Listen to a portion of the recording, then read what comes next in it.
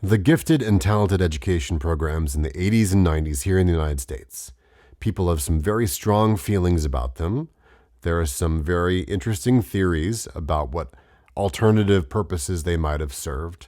I want to talk a little bit about the psychology behind these theories, and I want to kind of give my explanation as to why these theories are coming up now and why people are having these feelings now, what actually might have happened.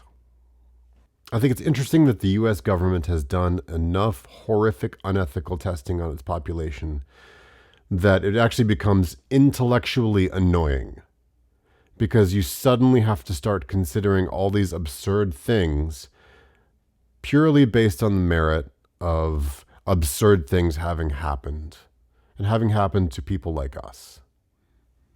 So I think that's really important, and people not like us, being a white man. Important to acknowledge. It doesn't mean you're being intellectually honest or intellectually dishonest by following that thread. And I think it's important as we age to continue to keep this particular brand of anxiety under control, because I do think that older folks tend to feel more vulnerable and they tend to start accessing some of their memories in different ways.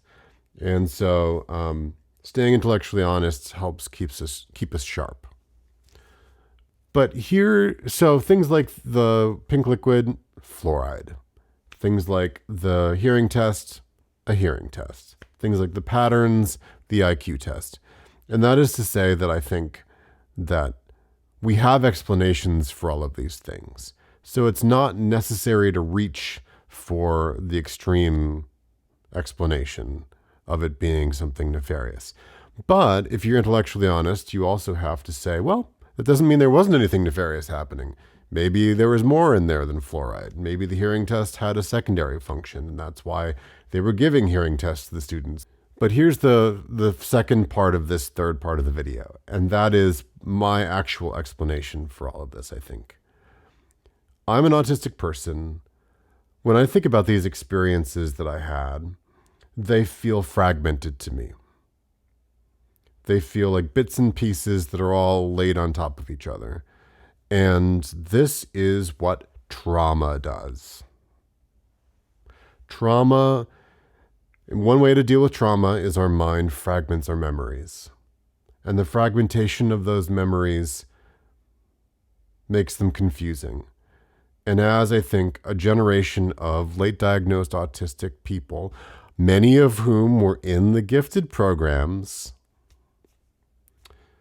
had traumatic events, and these events were traumatic for them for reasons that were different from the normal population. The normal population had an experience.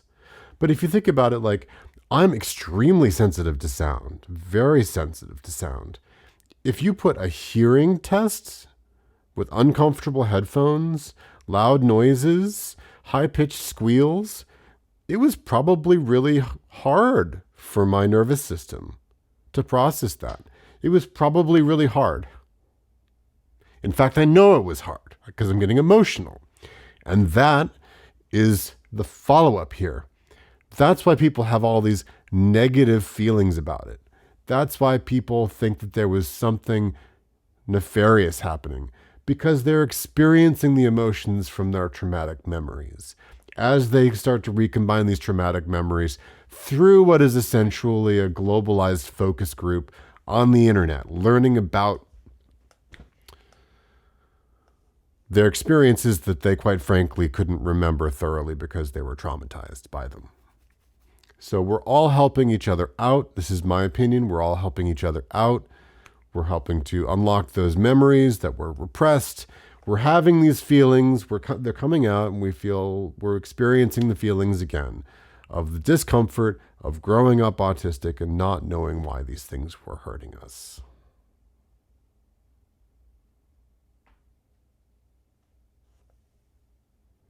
Thanks for listening. Good night.